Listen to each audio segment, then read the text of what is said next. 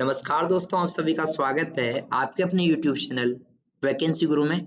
दोस्तों, आरएससीटी एग्जाम के लिए महत्वपूर्ण प्रश्नों का एक और वीडियो आपके सामने है। दोस्तों, इस वीडियो में ऐसे प्रश्न आपको दिखेंगे जो कि आपके एग्जाम की दृष्टि से बहुत ज्यादा महत्वपूर्ण है। मतलब इस वीडियो में से आप ऐसा समझिए कम से कम 5 प्रश्न, कोई से भी 5 प्रश्न एग्जाम में मिल सकते हैं। ये मैं आपको विश्वास के साथ कहता हूँ। तो बिल्कुल अब बिना देर किए हम स्टार्ट कर देते हैं अपने वीडियो को। दोस्तों, प्रश्न नंबर 1 आपके सामने मौजूद है। एसएसओ का पूरा नाम क्या है? हो सकता है आपको कुछ प्रश्न इसमें आसान लगे, पर आपको ये आना जरूरी है क्योंकि सबको सभी प्रश्न नहीं आते, इस वजह से ये प्रश्न बनाना जरूरी है। एसएसओ का पूरा नाम क्या है? ऑप्शंस हैं single sign on, single sign off, social security officer या सपोर्ट सर्विस ऑर्गेनाइजेशन। इसका सही जवाब है दोस्तों सिंगल साइन ऑन। ठीक है, ये इसका सही जवाब है। और ऑफ पर मैंने टिक किया है, आंसर इसका single sign on option A रहेगा। आगे चलते हैं प्रश्न नंबर 2। नागरिक ऑनलाइन माध्यम से रोजगार के लिए कैसे पंजीकरण कर सकता है? मतलब एक नागरिक को रोजगार के लिए ऑनलाइन रजिस्ट्रेशन करना है तो वो कहाँ पर कर सकता है? ई मित्र पर, रोजगार विभाग की वेबसाइट पर, ए और बी दोनों से, या इनमें से कोई नहीं। और इसका सही जवाब मैं आपको बताऊंगा मित्रों। इसका सही जवाब है ई मित्र से भी कर सकता है, रोजगार विभाग की वेबसाइट से भी कर सकता है, अर्थात ए और बी दोनों इसका सही जवाब है। प्रश्न नंबर 3 देखिए, पैन का पूरा नाम क्या है? दोस्तों, यहाँ पर पूछा जा रहा है कि जो इनकम टैक्स के संबंध में पैन कार्ड होता है, आपने अपना एक आईडी बनवाते हो आप पैन कार्ड, उस पैन कार्ड में पैन का तात्पर्य क्या है? मैं आपको बताना चाहूंगा कि यहाँ पर पैन का जो मतलब है वो है परमानेंट अकाउंट नंबर, अर्थात हिंदी में अगर हम बात करें तो स्थायी खाता संख्या। चौथा प्रश्न देखिए, पीएनआर का पूरा नाम क्या है? दोस्तों, पीएनआर, बहुत सारे विद्यार्थियों के रेगुलर कमेंट्स आ रही थी कि सर फुल फॉर्म्स के संबंधित कुछ वीडियो लाओ, कुछ प्रश्न लाओ जो कि महत्वपूर्ण है। ध्यान रखें कि पीएनआर यात्री के, जब आप ट्रेन में टिकट लेकर यात्रा करते हो तो आपके टिकट में एक कुछ संख्याओं का एक रजिस्ट्रेशन नंबर मिलता है, इसको हम पीएनआर नंबर कहते हैं। और इस पीएनआर का पूरा नाम होता है पैसेंजर नेम रिकॉर्ड, अर्थात यात्री के नाम का रिकॉर्ड। ओके, पांचवा प्रश्न देखिए। पांचवा है, नया पैन आवेदन भरने के लिए कौन सा फॉर्म भरना आवश्यक है? मतलब आप न्यू पैन कार्ड बनवाना चाहते हो, ठीक है, तो आप कौन सा फॉर्म भरेंगे? दोस्तों, इसका सही जवाब है फॉर्म नंबर 49A। ठीक है, आगे चलते हैं। छठा प्रश्न है, एक open source mobile operating system कौन सा है? यानी इनमें से कौन सा एक open source mobile operating system कौन सा है? तो आपको बताना है। यहाँ पर ओपन सोर्स का तात्पर्य क्या है, ध्यान दो। ओपन सोर्स का तात्पर्य है कि उसमें यूजर अपने अनुसार, अपने काम के अनुसार उसमें कुछ बदलाव कर सकता हो, ओपन सोर्स ऑपरेटिंग सिस्टम कहलाता है। मतलब क्या बदलाव कर सकता है? जैसे उसे क्या करना है, कोई भी मोबाइल एप्लीकेशन हटानी है या फिर कोई भी मोबाइल ऐप इंस्टॉल करनी है, वो अपने अनुसार उसमें चेंजेस कर सकता हो, इसे हम क्या कहते हैं? ओपन सोर्स कहते हैं। तो आपको पता है कि एंड्रॉइड फोन में ऐसा करना संभव है क्योंकि एंड्रॉइड में यूजर अपने अनुसार कोई भी ऐप को इंस्टॉल और अनइंस्टॉल कर सकता है। सातवां प्रश्न देखिए, माइक्रोसॉफ्ट द्वारा रिलीज की गई सबसे नई विंडो कौन सी है? दोस्तों, अगर आपको पूछा जाए कि एमएस वर्ड की, सॉरी, माइक्रोसॉफ्ट कंपनी की सबसे नई विंडो कौन सी है, तो आपको जवाब देना है सबसे नई विंडो विंडोज 10 है इन ऑप्शंस में से। अगर ये ऑप्शन नहीं हो, चार ऑप्शन इसमें, इस ऑप्शंस में से एक नया ऑप्शन आए विंडोज 11, तो आपको याद रहे वैसे तो विंडोज 11 सबसे नई विंडो है, पर इन चार ऑप्शंस में केवल विंडोज 10 तक दे रखा है, तो इसका सही जवाब रहेगा ऑप्शन डी। आठवां देखिए, जीपीएस का पूरा नाम क्या होता है? दोस्तों, जीपीएस क्या होता है? जीपीएस का पूरा नाम होता है ग्लोबल पोजिशनिंग सिस्टम। मतलब जो ग्लोब पर आपके लोकेशन को प्रदर्शित करता है, दिखाता है, उसे ही ग्लोबल पोजिशनिंग सिस्टम अर्थात जीपीएस कहा जाता है। नवा प्रश्न देखिए, एंड्रॉइड फोन में एप्स इंस्टॉल करने के लिए कौन से प्रोग्राम का इस्तेमाल करते हैं? मतलब आपको एंड्रॉइड फोन में एप्स इंस्टॉल करने हैं तो आप कहां से करेंगे? यूट्यूब से, गूगल ऐप से, गूगल प्ले स्टोर से, या फिर गूगल क्रोम से। मित्रों, इसका सही जवाब जो है वो है गूगल प्ले स्टोर। आप सबको मालूम है कि अगर हमें कोई भी ऐप इंस्टॉल करनी है तो हम कहाँ जाएंगे? प्ले स्टोर पर जाएंगे, वहां से ऐप पे क्लिक करेंगे और इंस्टॉल कर लेंगे। आगे चलते हैं अपन, 10वां प्रश्न है, माइक्रोसॉफ्ट वर्ड में टाइम्स न्यू रोमन क्या है?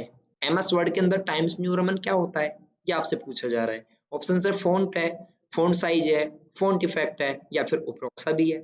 इसका सही जवाब है दोस्तों कि टाइम्स न्यू रोमन एक फॉन्ट है।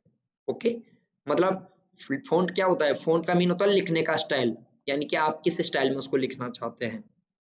11वां प्रश्न है, MS वर्ड में किसी शब्द को सभी पृष्ठों, पृष्ठ ये यहाँ पर पृष्ठ है, सभी पृष्ठों पर दोहराने के लिए यानी रिपीट करने के लिए आप किसका प्रयोग करते हैं। आपको अपने डॉक्यूमेंट पेज में कुछ ऐसे शब्द हैं जो सभी पेजों पर लिखना है, जैसे ऊपर लिखना है या फिर नीचे लिखना है, तो आप किसका यूज करेंगे दोस्तों, आप करेंगे हेडर और फुटर का। ठीक है, हेडर फुटर क्या करता है, डॉक्यूमेंट में सभी जो पेज है उन पर किसी भी टेक्स्ट को रिपीट करता है, दोहरान करता रहता है। 12वां प्रश्न है, व्यू मेन्यू में स्प्लिट ऑप्शन का क्या कार्य है।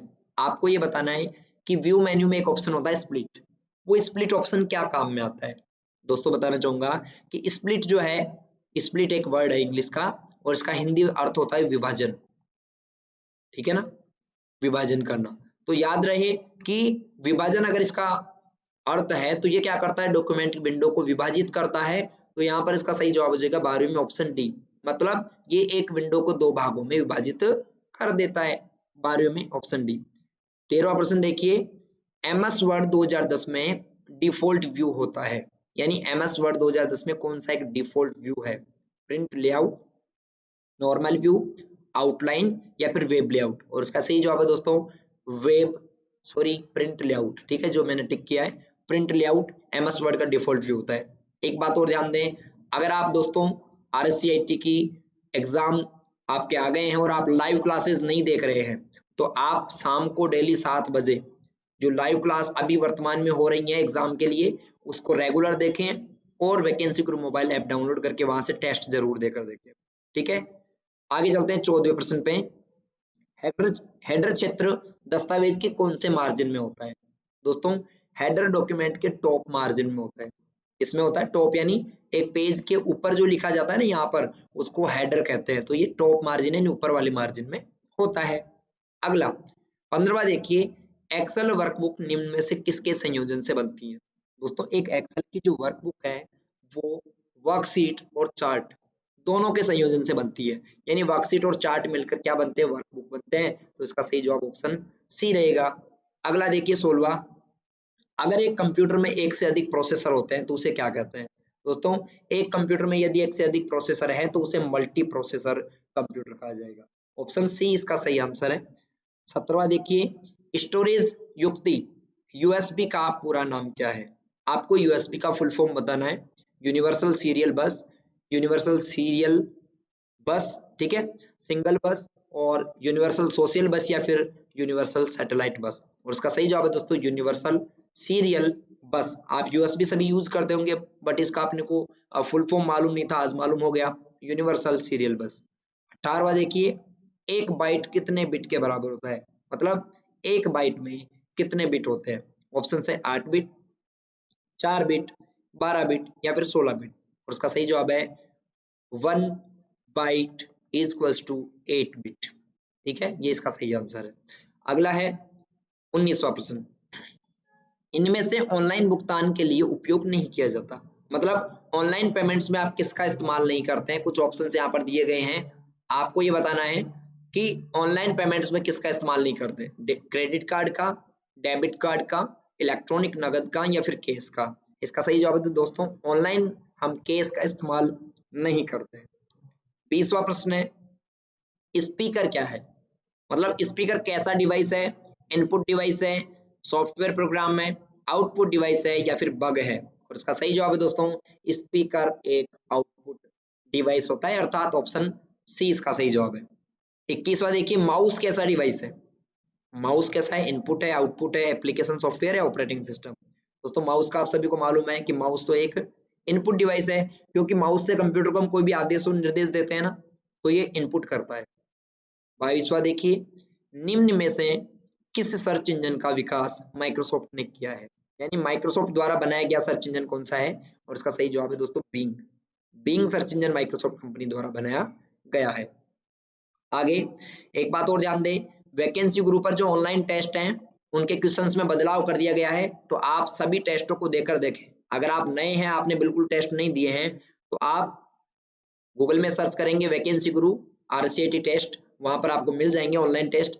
वहां से आप सभी टेस्ट देकर देखो और अपनी तैयारी के बारे में पता करो कैसी है।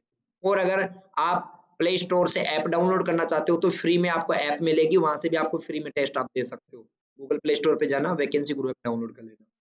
23वां है, किसी शब्द के बारे में उसी पेज के नीचे लिखा गया छोटा विवरण क्या कहलाता है? दोस्तों, किसी शब्द के बारे में उसी पेज के नीचे लिखा गया छोटा विवरण अपना फुटनोट कहलाता है। क्या कहलाता है? फुटनोट। तो यहाँ पर अगर आपने सी जवाब दिया तो बिल्कुल आपका सही आंसर है। अगला देखिए, अगला प्रश्न आपके सामने मौजूद है। नेक्स्ट प्रश्न है 24वां, ऑनलाइन शॉपिंग पर भुगतान का माध्यम होता है, मतलब ऑनलाइन शॉपिंग पर आप भुगतान कैसे कर सकते हैं? ऑप्शंस हैं नेट बैंकिंग के द्वारा, दूसरा है आपका मोबाइल बैंकिंग से, डेबिट कार्ड क्रेडिट कार्ड से, कैश ऑन डिलीवरी या फिर ऑल ऑफ द अबव। और इसका सही जवाब मैं आपको बताना चाहूंगा दोस्तों, इसका सही जवाब है अपना ऑल ऑफ द अबव यानी उपरोक्त सभी।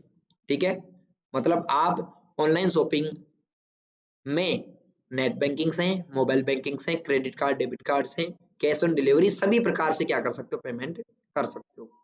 25वां है, एक्सेल वर्कशीट में कितनी रो होती हैं? यानी एक एक्सेल जो होता है उसकी वर्कशीट होती है ना ऐसी, उसमें ऐसी रो कितनी होती है, कितनी लाइनें होती हैं? दोस्तों, एक एक्सेल की वर्कशीट में 10,48,576 रो होती है। याद रहे, 10,48,576। 26वां प्रश्न है, MS एक्सेल में इफ एरर क्या है? दोस्तों, अगर बात आ जाए इफ की, तो इफ एक लॉजिकल फंक्शन है। कैसा फंक्शन है? लॉजिकल। क्योंकि ये है दो कंडीशन पर काम करता है, यदि ऐसा हुआ तो, या फिर यदि ऐसा नहीं हुआ तो ये एक लॉजिकल फंक्शन है। ऑप्शन 20 का सही आंसर होगा। 27वां प्रश्न देखिए, लुकअप फंक्शन निम्न में से क्या करता है? दोस्तों, लुकअप फंक्शन इस बात का पता लगाता है कि इससे संबंधित रिकॉर्ड और कहां पर है। ठीक है, इससे संबंधित रिकॉर्ड और कहां पर है, यानी कि संबंधित रिकॉर्ड का पता लगाता है। किसी भी सेल में जो टेक्स्ट या फिर कोई भी जो है डेटा लिखा होता है, उससे संबंधित डेटा कहां पर है उसका पता लगाने का कार्य करता है। एक्सेल में पाइवट टेबल यूज में ली जाती है, यानी एक्सेल में पाइवट टेबल क्या काम में आती है आपको ये बताना है। मैं आपको बताना चाहूंगा दोस्तों कि एक्सेल में पाइवट टेबल डेटा को संक्षिप्त बनाने के काम में आती है। ठीक है, ऑप्शन 2 है डेटा को सपोर्ट करने के लिए, ऑप्शन सी है डेटा को देखने के लिए, उपरोक्त सभी। इसका सही जवाब है दोस्तों कि एक्सेल में पाइवट टेबल डेटा को संक्षिप्त यानी छोटा छोटा करके देखने के काम में आती है। अगला, ग्राफिक प्रेजेंटेशन प्रोग्राम में प्रत्येक प्रेजेंटेशन किस में विभाजित होती है? यानी एक प्रेजेंटेशन जो होती है वो छोटे छोटे भागों में डिवाइड होती है, इनको हम स्लाइड कहते हैं। क्या कहते हैं? स्लाइड कहते हैं। तो अगर आपने ऑप्शन ए जवाब दिया 29 में, तो बिल्कुल सही आपका आंसर है। 30वां देखिए, पावर पॉइंट में प्रस्तुतिकरण में, यानी पावर पॉइंट का एक प्रेजेंटेशन है, उसमें डुप्लीकेट स्लाइड लेने की शॉर्टकट क्या है दोस्तों? डुप्लीकेट स्लाइड लेने की शॉर्टकट कंट्रोल डी होती है, यानी ऑप्शन सी इसका सही जवाब है। अब आपको कुछ ऑप्शंस बताता हूं कि कंट्रोल एक्स किसकी शॉर्टकट होती है। दोस्तों, कंट्रोल एक्स कट करने की शॉर्टकट है। किसकी है? कट करने की, यानी अगर आपको कट करना है तो आप कंट्रोल एक्स का यूज करेंगे। और दूसरी है क्या है? Control N. कंट्रोल एन किसकी है दोस्तों?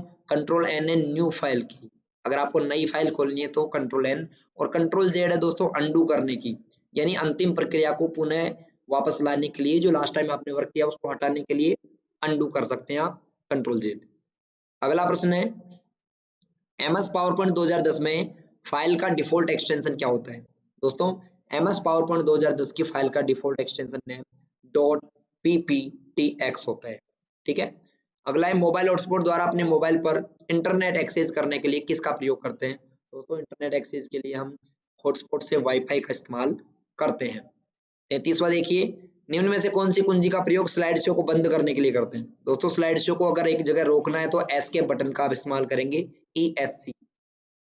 34वां, फाइल या फोल्डर को स्थायी रूप से मिटाने के लिए कौन सी शॉर्टकट होती है? दोस्तों, अगर आप किसी फाइल या फोल्डर को स्थायी रूप से मिटाना चाहते हो तो आप शिफ्ट प्लस डिलीट का इस्तेमाल करेंगे। किसका इस्तेमाल करेंगे? शिफ्ट प्लस डिलीट का।